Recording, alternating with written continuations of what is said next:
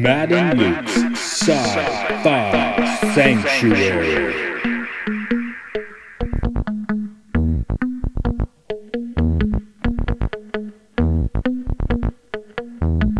The year is 3013.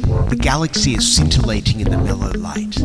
Two galactic pilgrims seek out vistas in the samurai future to bring forth the unity of the cosmic shaman. Opening the door of the pantheon of mystics, the evil sorcerer wizard powers the engine of science, seeking to forever alter the sacred balance, travelling on effervescent balls of summer fire. This week, Star Trek Picard, The End of the Beginning, and Absolute Candor. In the year 2020, Star Trek is back, baby! Yep, we're here for the next couple Picard episodes. It's the end of the beginning. Yeah, End of the beginning. Yeah, and Absolute Candor, episodes 3 and 4. Oh, I forgot that was the name of the episode. I thought you were just saying this is the end of the beginning.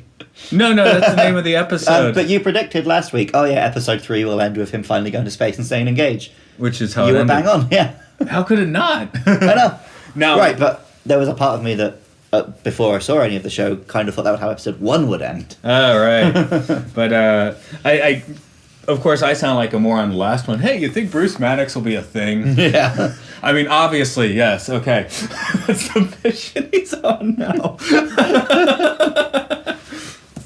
Okay, anyway, this is Matt. This is Luke. Welcome to our Sci-Fi Sanctuary. And we are, as already stated, getting into the next couple Picard episodes. It's clipping wrong. It is different than TNG, definitely. Oh yeah, very different. Which is what we want. It's very different than Discovery, too, which yes. I think is what we want. What are we getting? We're still at a very... Because I'm used to Star Trek being an episodic thing, right? Monster of the Week stuff. Not necessarily monster, but you know. It's oddly slow-paced. Even though a lot happens per episode. Like, he's still putting together a team for this one mission. Which we've never really seen in Trek before.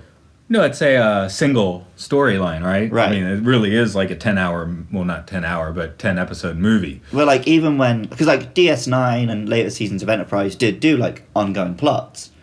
But even then, each episode had, like, its own little beginning, middle, and end. Yeah. And maybe tied into a meta-narrative. Even Discovery has episodes where they kind of go do something else for a bit. Yeah. But there's just the one thing they're doing. Which is, I guess, because we're basically focusing on one character, so... Yeah, you know. it's just a very different beast to any Star Trek we've seen before. It's also not a Federation ship. Exactly. Which we haven't seen before. And how did you feel when you saw the ship? I thought it looked like one of the ships in FTL. Yeah, it looks very un-Star Trek. Yeah.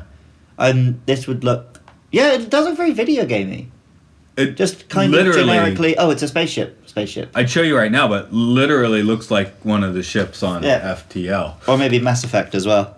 Yeah, something like that. It's a cool one. I like it. It's cool, I like it. It's just, But it kind of works, right? Because all the ships which I think of as Star Trek ships, it's their Starfleet ships. Yeah. And this isn't. So it makes sense. It's a bit different. It's got the captain's chair. It's got the proper helm. Yeah. Like the holographic helm now. Oh, yeah. Oh, what do you think of, oh, God, what's his name?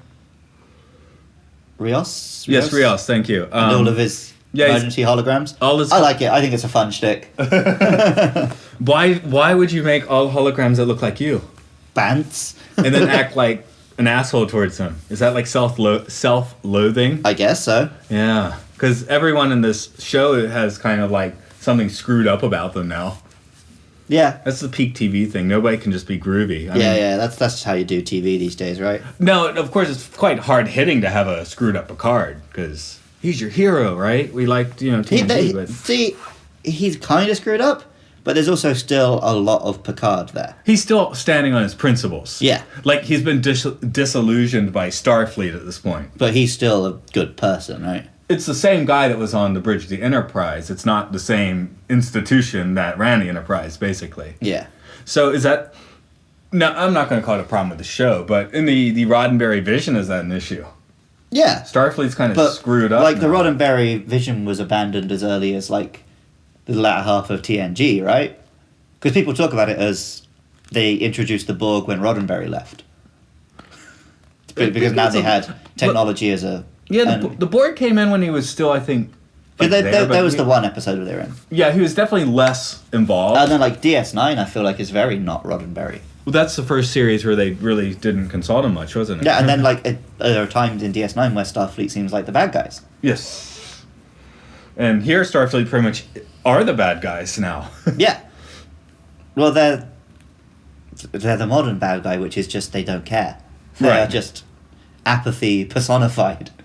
Which allows you to plant all these, like, Romulan moles in there, I guess. And that's Yeah. what we're seeing. That's why we're like, Starfleet's the bad guy now, Starfleet, because we're seeing, like, the Romulan moles at work or whatever. How do you feel about the weird incestuous brother-sister Romulan villain characters we've got at the moment?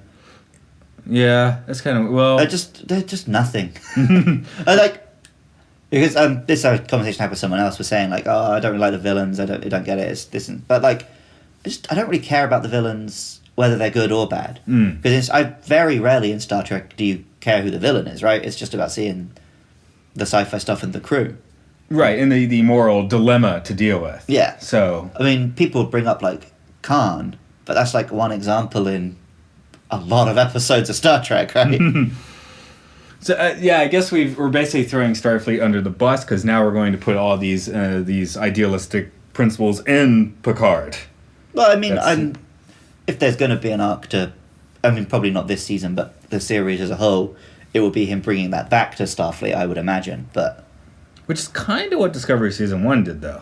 Yeah. Yeah. I mean, it's a very different... Well, there's like 200 years between them, right? 100 years, yeah. Yeah, but like 1 year on production history. I know. But that's why they think they can get away with it. Yeah. and it's a very different approach, of course. Yeah. Again, Patrick Stewart is way too old to do action Picard, so... He does a little bit of fencing there. A little bit, but I mean, yeah, there's some very light fencing, but I do like how when things start hitting the fan, Picard now kind of cowers back for the most part because, well, he's not going to do anything, is he? Yeah, well, this is more like season 1 Picard.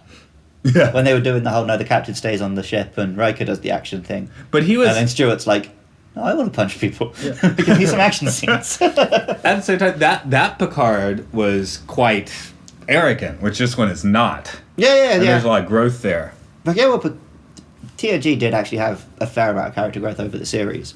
Yeah. Which is something I'll bring up later, actually. There's a couple of things I want to bring up. Well, Absolute Candor, the 4th episode, gets to right at the beginning because, I heard you were, didn't like kids. No, it's fine, At this point, that's not really his case. He's gotten over within that. TNG, we saw him get over that, right? Yes, he of course. ends up respecting Wesley a lot by the end and stuff. Yeah. I'm just trying to pull how the... Somehow he ends up tolerating Alexander.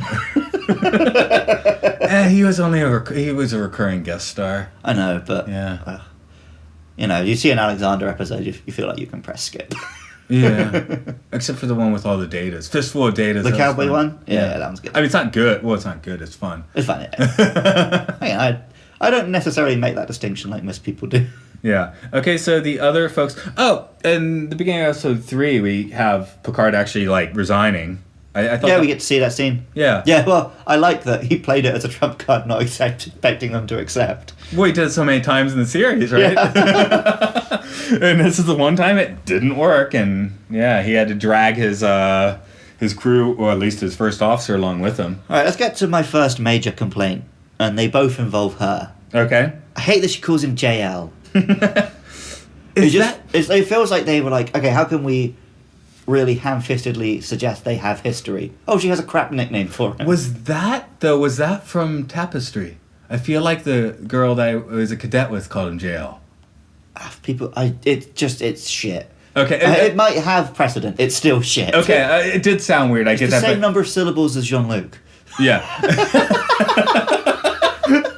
I'm not 100% sure that's what she called him in Tapestry. If it did, at least there's that connection. But yes, Jean-Luc JL, it takes the same amount. I just don't feel like Jean-Luc Picard would let you call him JL. Maybe she has maybe she can only do like soft like J's, or can't do soft. Yeah, she can't do a J. Maybe she tried calling him John Luke and he hated it. John Luke. No. Okay, JL. Okay, that's fine. Fine, that'll do. Does that make you okay with it? Yeah, okay, if we get that scene. If we get that flashback at the beginning of episode 5. Punches her in the face because she calls him John Luke one too many times. Hey, are you John Luke? I mean, I'm Luke John. There we go. Okay. Okay, the second thing is, so I still don't understand the economy of the Federation. Do they have money or not? Okay, so... How is she poor? She's poor, I guess, but one, she has a nice computer set up in her place. Maybe she just once lives that way. Or she lives at the bottom of the Vasquez Rocks, which in this case actually is the Vasquez Rocks, which Right, is wonderful. But she's living in a real nice place, and maybe that's But that's she her describes jam. it like, oh, look at me now, I live in squalor. And Yeah, but she's fucking pissed at Picard. it might just be that she's been, like, ostracized from... I think we're going to find out that she has some kind of dark past, and because he put faith in her, she, like... Because she says, like, oh, you quit, so now I'm being fired, right? Mm. So I'm guessing that he took a chance on her on the understanding that she would only serve with him. So maybe it's not that she's poor because she broke up with Picard. It's because it's that she's lost all the standing that let her get away with joining Starfleet, and now she's back to having to live like a civvy, which is not what she wanted to do. Right, yeah. But also, they hire the space dude. So he needs money for some reason. We're told many times in TNG they don't use money anymore. Yeah, what is he doing? But maybe because he lives outside of Federation space, which he does imply that he spends time doing that. Okay, that's something, I guess. But like, if you live in like a socialist utopia, why do you go and get a dangerous job? Perhaps they're not using currency per se, but maybe they're bartering with them. It could be a form of barter. Yeah. I mean, barter, you don't even need an economy for barter, I'm right? sure there are some things you can't get just from going to your local replicator. I always find it weird when we start seeing people in Star Trek exchanging purchases, right? I mean, it's not like he handed over like a stack of archers, you know? Yeah. I'm just assuming that's what the money would be called. Because I said Benjamin. Yeah, but it's that his doesn't dog, work. not Yeah. Some Porthoses. Anyway, he doesn't... I mean, they're paying him in some way, but it's not necessarily in currency. Right. I mean, maybe it's in like a Sorry. barrel of wine. Yeah, briefly I got... It sounded like you're implying that Jean-Luc Picard was sucking him off. Maybe that'll be the opening scene of episode 5, where we go real, like, peak TV. And it'll start with, like, Captain's log, and then it zooms out, and it's just him and a big old dick. Alright, so I've heard people use that gag before, right? But to me, when you talk about a log, that's not a dick, it's a big shit. In America, is log a dick? Come on, if you're looking for double entendres, it's an easy place to look. I know, but it just because in my head it is so categorically no, that word means big shit. Calling your dick a big shit is not like appealing. Right? People call themselves big. Yo, I'm big shit. Is that the right word? I'm a big shit. People say I'm the shit. Yeah, there we go. Anyone says I'm big shit. Yeah, you're probably right. No, you don't talk to me that way. I'm big shit. I'm a big old pile of shit. Okay, I guess people don't talk that way.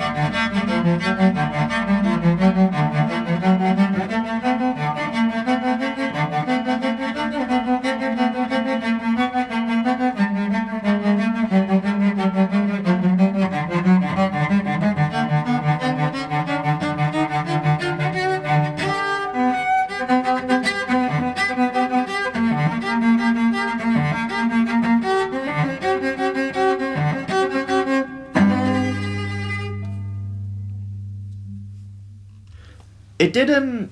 I didn't love it at first, but the Picard theme has grown on me to the point that I had it stuck in my head all day on Friday.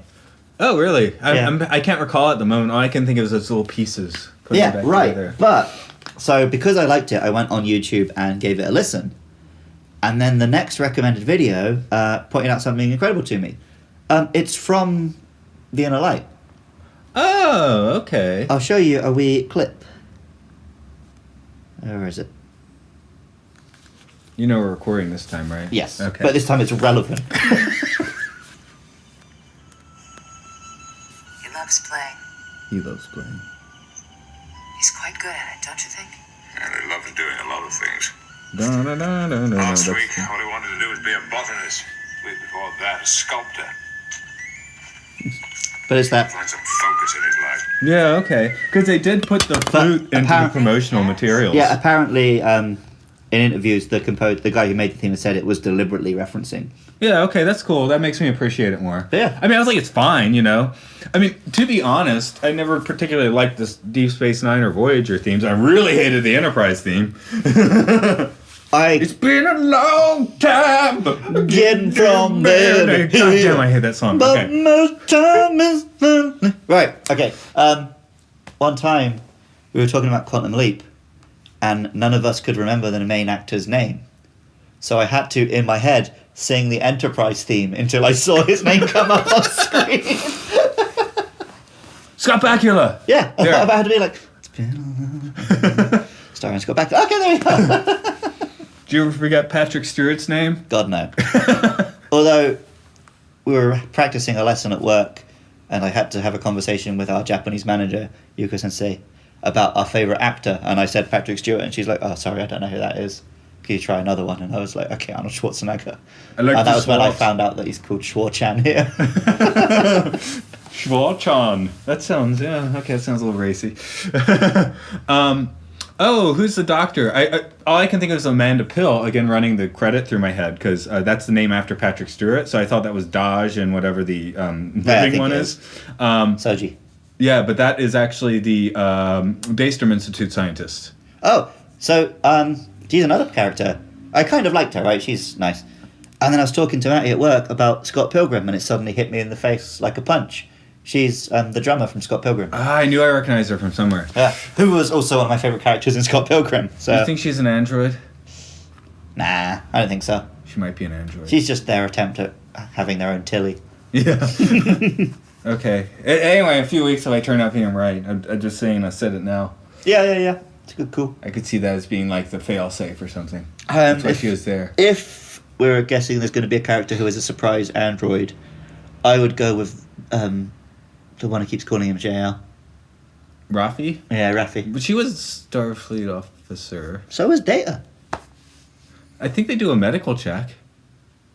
True. Okay. You might not. But I think the other one like passes for human, right? Rios? No, Daj and Soji. Oh, yeah, they pass for human. They don't know they're androids. So I'm assuming that even a medical check won't give it away. Like they're like biological synthetics. Yeah, but they're not in Starfleet. No. Yeah, so they don't get the full McCoy runaround. Who is our ass kicker's name? Who was fencing with Picard and then does some decapitating? I don't remember his name. Okay, so that episode. So we're on to episode 4 now. There Yeah. really is not much to say about episode 3. Well, we're kind of He gets Raffi and he gets on his spaceship. yeah, we're basically like kind of jumping around where need be. But so we see him in the pre-credits sequence, and I was so sure that kid was the Romulan spy who we've been seeing for the first 3 episodes. That's what was my It first looks thought. exactly. It actually looks a lot like him. Yeah, right? that was my first I was thought. we're seeing a bit of his backstory, And they call him Sister Boy, and the only thing we know about him is he has a sister, right? But no, they were introducing a new character. He's hanging with the sisters. Yeah, I mean, it would make sense eventually, and this guy seems pretty cool, right? But I was very sure that's who we were... right up until he gets to the place and sees him in the background, I was convinced that was who we'd been seeing at the start. Yeah, I was on your boat. Maybe because I don't remember their names. Have we found his name? No, because I forgot the word Candor. Elnor. Elnor. Yeah. That sounds like an elf. He looks like an elf. He's very an elf. A decapitating elf. Yeah, that's probably the thing so far which has felt the least Star Trek to me. That felt very Rogue One. Yeah, it just felt very Star Wars, right? Where you can be super duper good at hand-to-hand combat and it makes you amazing. Because like Star Trek has punch-ups, right?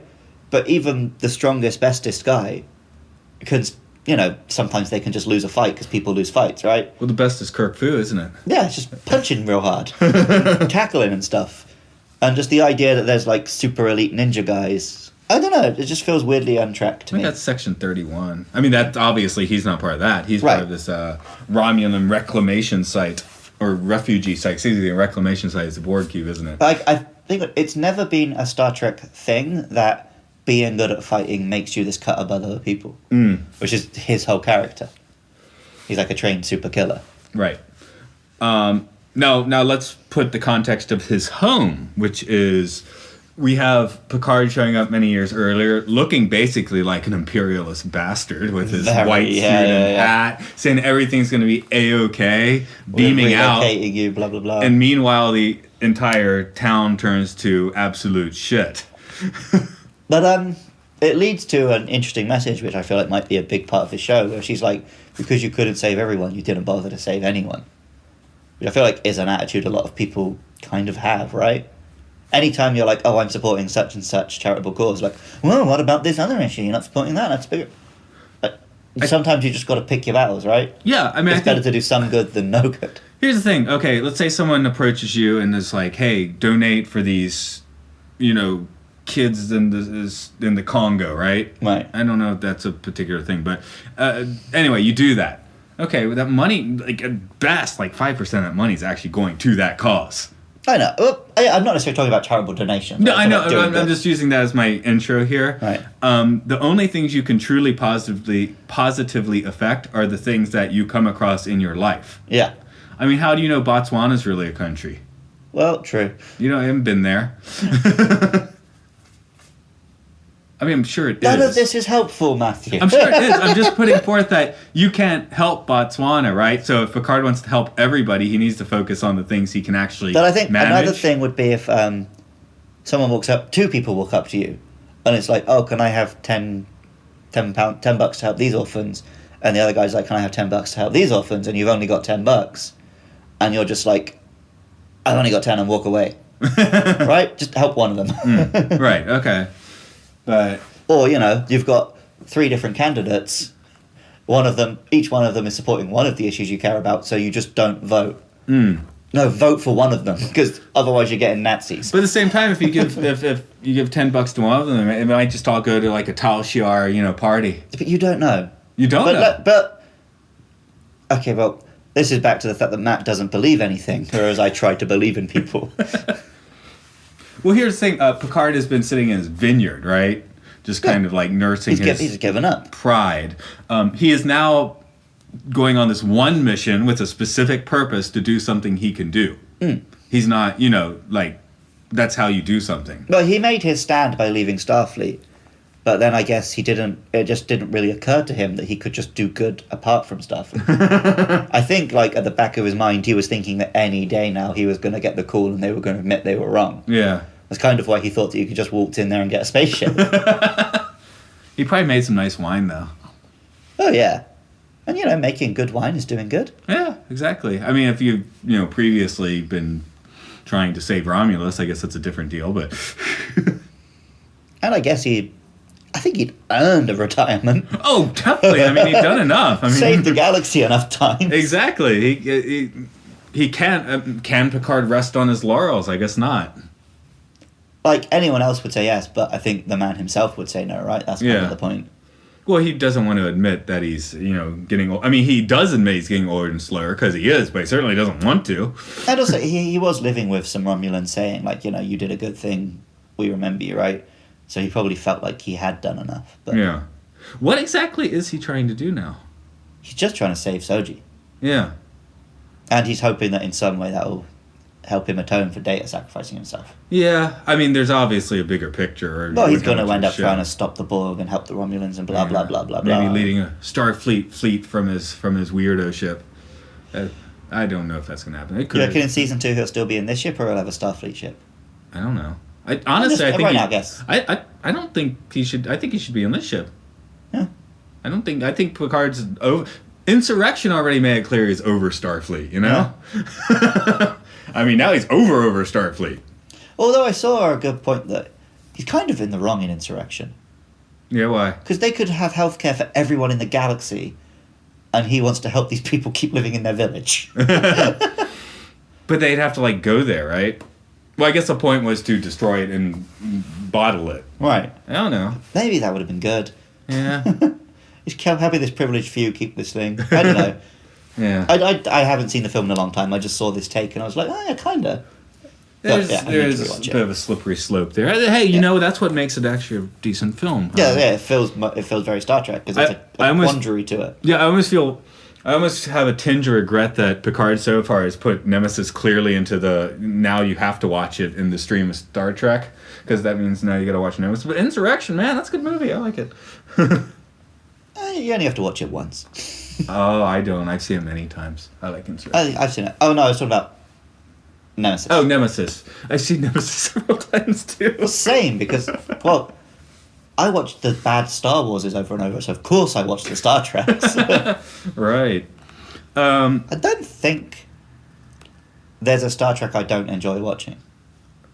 I don't. As far as a think full-on Nemesis show. is good, right? Yeah. No, I mean even the films. Yeah. I don't think Nemesis is good, but I watch it Yeah, I watch from time and to I time. enjoy watching it. It's not like Attack of the Clones where I sit through it and I'm like, I hate this. I do love Picard's glee and driving the little buggy thing. Yeah, That's a fantastic moment. And Riker trying to have a cool punch up, but he's clearly a fat old man.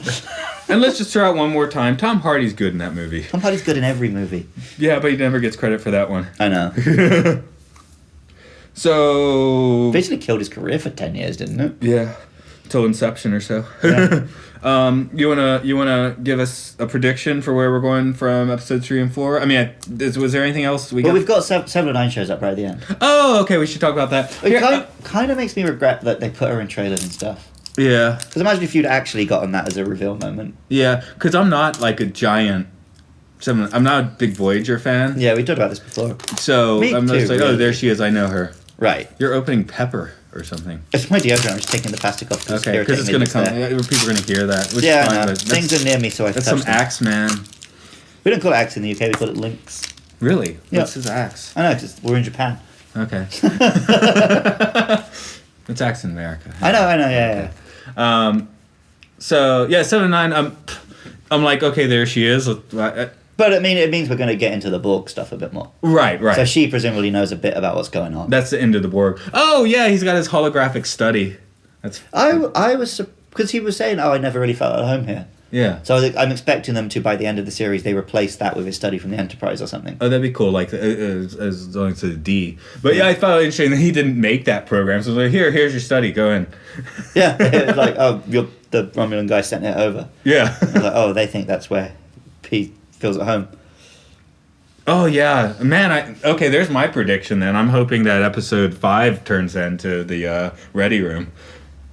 Ready Room would be fun. That'd be cool. His quarters would be fine too, but the Ready Room's really the place. Or 10 forward. I don't know. That'd be kind of weird if it's 10 forward, but you could do that. I'm surprised that we're 4 episodes in, we haven't met any of the old TNG guys yet. Yeah, I kind of expected to see. I thought we'd and see Troy. Riker before he even left Earth. Yeah, same here. I definitely thought we were going to see him in 3, and then we didn't. And then, the preview for 4 was like, hey, we're going to go planet hopping, which is cool. I want to see Picard hopping planets. I'd be happy to not have any of the TNG guys in it, right? Yeah. But we know they're coming, so you want to see those scenes. Yeah, I do. Like, before coming in, I didn't know if Brent Spiner was going to be like a thing, but no, he's just first episode. That's fine. Yeah. he was fine in there. Yeah, it would suck if we kept having little data visions. I kind of thought he was going to keep tripping out and seeing data. But also, I'm surprised by how... Because as a Starfleet captain, he had a lot of people die. I'm surprised by how affected he seems to be by data. Well, that was a close one for him, wasn't it? But, like, so was Tasha. No, they worked together for like 3 months. I guess, yeah. They had a while. And then the rest of the bridge crew seems to still be alive. Yeah, no one else really dies, do they? Yeah. But yeah, you'd think that he would have... Well, no, but there's Wesley's dad. That was long before. Yeah, but this is... But this Ancient. point, this He had has been hair 20 at that years. point, man. Yeah, not according to Nemesis. No, that was just a bad copy. He was degenerating already. No, but they beforehand they show you pictures of young Picard, and it's Tom Hardy. Oh, right. How will people know it's the same character unless he's both in both pictures? There's where you do your Bane. Can you do a Shins Online as Bane? Do you remember any Shins Onlines? Is that too on the spot? No, not off the top of my head. That'd be fun. We'll have to just save that for later. Yeah, I'll Shinzon find Bane. some before we record the next Picard one. Okay. So there's something to look forward to. Episode 5 of Picard and Luke doing Shins Online's Bane. I don't even think I'm that good at Bane. No. But you keep making me do it. It's just so entertaining. I am entertained by it. Sorry. Are you not entertained? Yeah, I'm entertained. That is cool. Any final points you want to hit on this Picard? I don't think so. Okay. I'm still enjoying it. It still feels like the best Star Trek content in a long time. But it is starting to do a little more of the things that I don't like. A bit too much modern action and kung fu and non-Star Trek-y stuff and lame villains. They got a lot. But I'm hopeful that the heart is in the right place. There's a lot of talking between the decapitations. Yeah. But I'm just hoping that the overall solution that Picard is going to be Picard doing something diplomatic, not a cool action mission. Well, yeah, that's his main phrase, right? Diplomacy is talk him, and if that doesn't work, talk to him some more. If that doesn't work, talk to him some more, which is not the Kirk one, unless it's a computer. Okay. Anyway, this has been Matt. Sorry, I had to think of my name there. This has been Bane! And we'll get to you with more of the nose Picard shortly.